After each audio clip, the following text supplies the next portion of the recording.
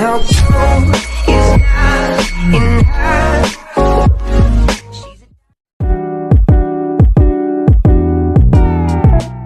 Drawing Japan ang plano ninyo? Gusto nyo ng tour? Tara, tour taka mo. Welcome to Ubong Paradise Beach Resort and Campsite. This is one of the best beach diri sa Hinubaan. Kay for only 100 pesos, ma-enjoy magandang view kagang cave nga ginbidaan ni Captain Villamor. Syempre, hindi kompletong explore namon kundi namon matay sa loob. Syempre, nag-prepare kami danay para sa amon nga own safety. Pet, ready ka na? Ready ka na? Hindi. Ready ka na? Yes! And of course, mayroon sila tour guide na nagdepende kung pila lang mahatag mo. They gave a good explanation about this cave and gave an safety advice before kami magsulod.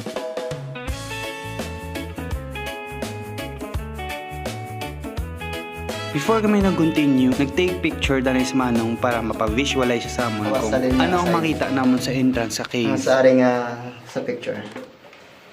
Sa baba. Okay, sa baba. Para sa sunod sa ngala-ngala. Alingag-ngag. Yes, ma'am. Okay, mayong hapon sa inyo, ma'am, sir. Ako ganit yung tour guide dito sa Sulod Sandray Cave. Ako ganit si Sandy. Para ma-preserve naman sa Sulod Sandray Cave, kaysa kung nasa open to public, pwede lang makasulod yung wala sa tour guide kaya wala sa helmet. Yung subong niya, nag-follow na kami sa tourism para ma-preserve naman sa Sulod Sandray Cave, kaya meron lang kami dito ng palisi. Tapos siyang bawal natin niya, himuon, bawal na mag-vandals. Kaya rin sa una, open to public, pwede pa makasulat. Subong bawal na. Ang kaya muna sa sir, bawal na ito kayatan. Kaya kung kayatan ito sa 3 days o 4 days, mamatamat siyang mapatay. Katungod na sa ito nilabas, acid or init. And then, sa baba, muna siya itong ginatawag ang stalactite. Stalactite ceiling, ang sa lalong, ang stalagmite ground. Pero ang stalactite, stalagmite, tumatabo, ay naman sila ang tawag column. Sila naman dugang aligi sa ang buhay pa. Ang gadugang ito pagkakot. Follow the tour guide para for safety na dali mo. Muna siya itong mga stalactite. Okay, kaya ang first natin yung isulat nga cave, sir, amo na siya gitawag natin ang bat cave. Okay, hindi lang sa mga stalactite, and then ari na ang mga fruit bat. So, kaya ara sa mga fruit bat, friendly na nga sa mga, sir. Kaya pwede na natin sa mga uyatan. Hindi na siya yung mga gat. Okay, subong niya, do type lang din sila, ma'am. In this part, ginpakita naman ni Manong kung diin mismo nag-entrance si Captain Villamor. Wala sila sa gwa. Amo na siya, sir, ang ginagabugal din sa banwa sa Hinubaan.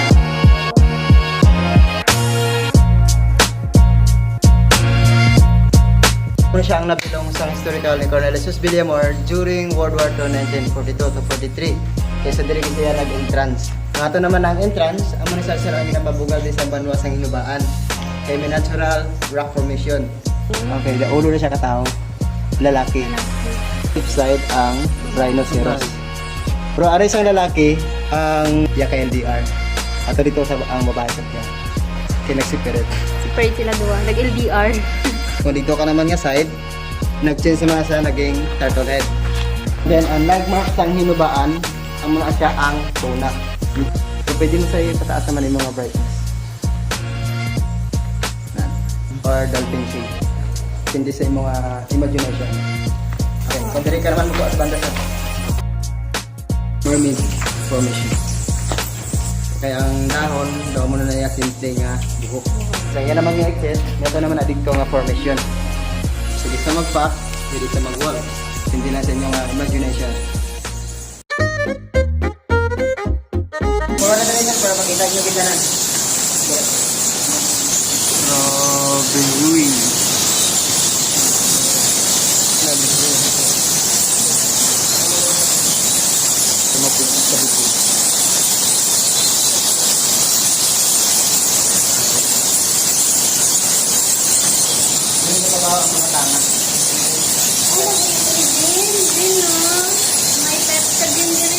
Kaya ang tanga, ang muna lagi nakaon sa mga kalikit. Nakaon naman sa tanga, ang tayo naman sa kalikit. Diyan recycle. Pero diyan ka magtanga ha.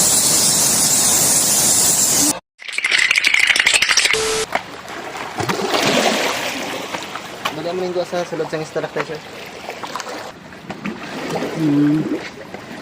Tiltigon na sa, imo na sa tiltigon. Gasid black pa siya. Kali na sa babaw, nadagdag lang nila. This time, itour naman ta ni Manong kung diin mismo si Captain Villamor nanago sa iyang time. So this is what we called a very rocky road.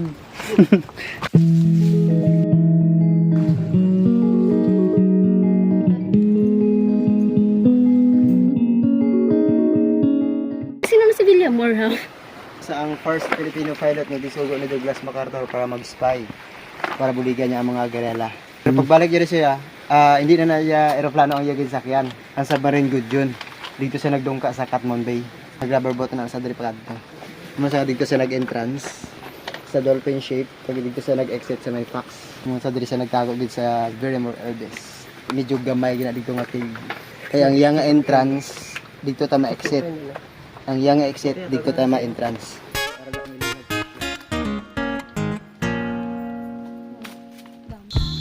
Hala.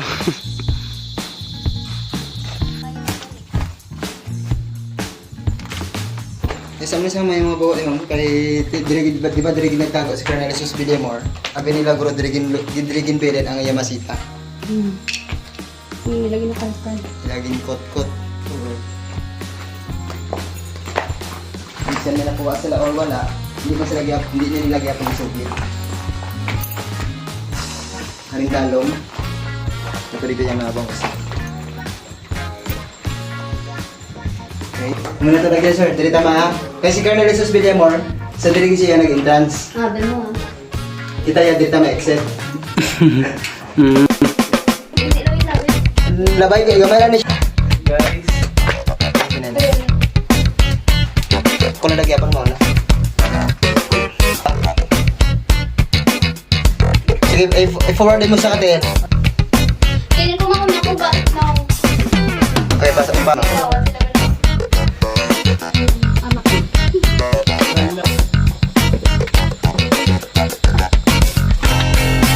Good likely mag-army ba?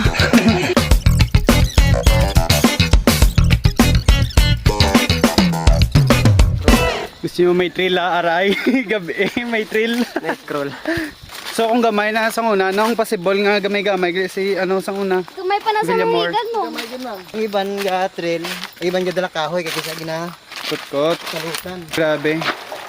So ano tong pinakalas naman yung challenge. Possible sa una, gutok-gutok. Kung ito kag puro talo mga iyang inagyan. Sir, thank you so much. Okay, thank you sir. Saldi gali sir. Sorry, may isa pa kita ka-challenge. Na, gusto nyo na kag. Hindi apo sa ngamon nga pakadto. Siyempre, hindi man apo sa ngamon nga pukuli. Sa gilid lang agi, kay do. Medyo tig-ana da.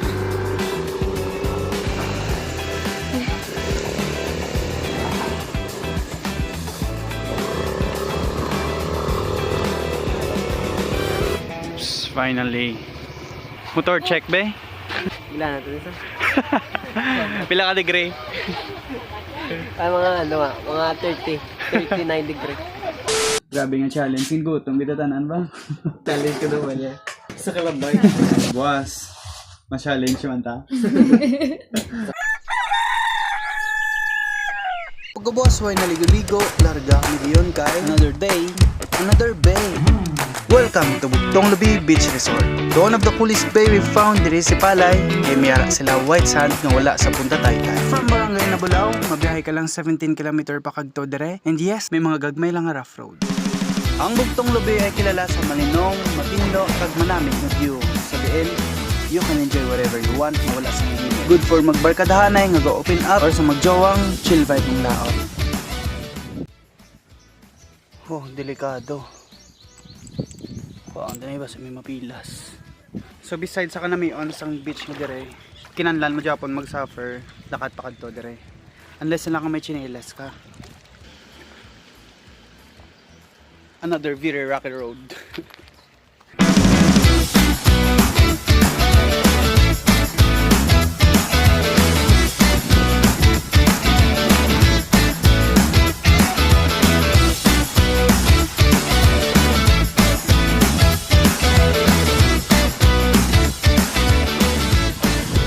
Grabe, makita mo mga isda yan. Nabi, di ko dalaan mo net. Pet. Bakal tower hindi. Ma-mix na gin.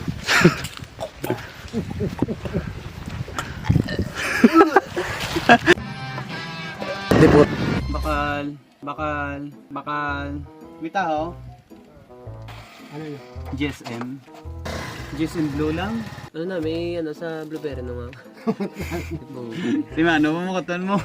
Red horse nga, ilim doon ni Manong yan. Dahil nalaksal mo kinom. Blueberry, apple, apple berry.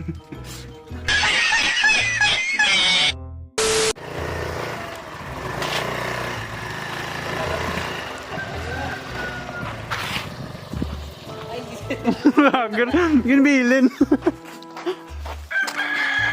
Kagad ng... Kupal yan!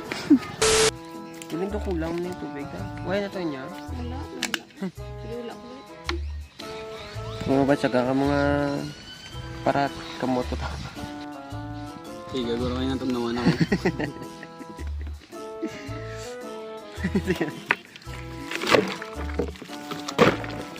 Ayan. Tila ba ito na yun?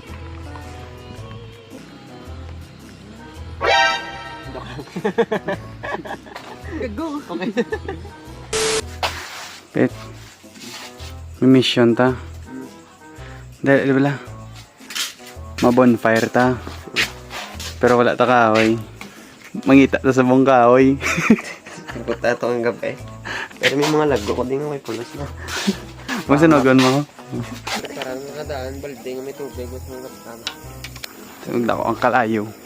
Actually, dapat kagina, baka may nagpagod pangita kahoy. Kaso ang tulugan, may lapi-lapi. Makita ako bigyan ko. Kung makita mo ko, ano.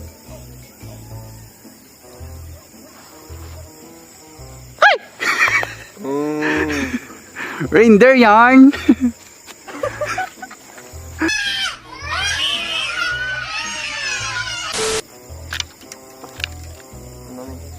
Grabe, ano ko dako na karon. Aring amon lin ay. May dalas pa ding.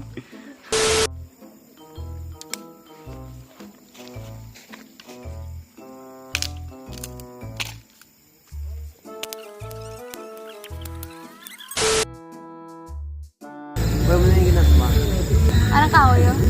Ang basa akong lola, nag-relate na ako ng babae sa una.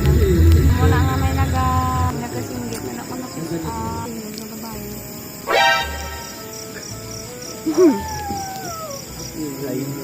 Kasi ano, timo nga, lapitan si tatay yung nansa sa una nga hubog si tatay. Ara daw. Sugal sa siya. Ang tik-tik, malak-arang basta tik-tik, karang lakto ako tokot-tok ang lang. Mangdumog na daan. Kung gawin nagkalas-kalas iyang ano. Ginamba na niya hugpa kay kayat. Kakalas-kalas ko ng kilid. Dama-damo ni daan. Siyo-siyo rin sa una daan. Kabilin sinilas na. Dalagan sa daray. Wala sa buksan ni nanay. Sana ginit ang ulo. Hubogulaw. Pagbugtahan na pagkagawala man sa ano. Wala man sa pilas o what. Ang dugo sa CR. Ano sa garawat pa kabdo sa basin. Damo. Ano Ito na, may kakalas-kalas na to. Ay, magpapating ko. Tignan ko rin kung makakita ko na sa Ben laban, kung may uhot ko, sa may kalagisan ko. Tagal gagawin ba ko mong hamba ko. Dami sigli mo na. Pag abot sa punta, abi ko ido lang ang kapangihi. Agyan na mo, tiki silap sa motor.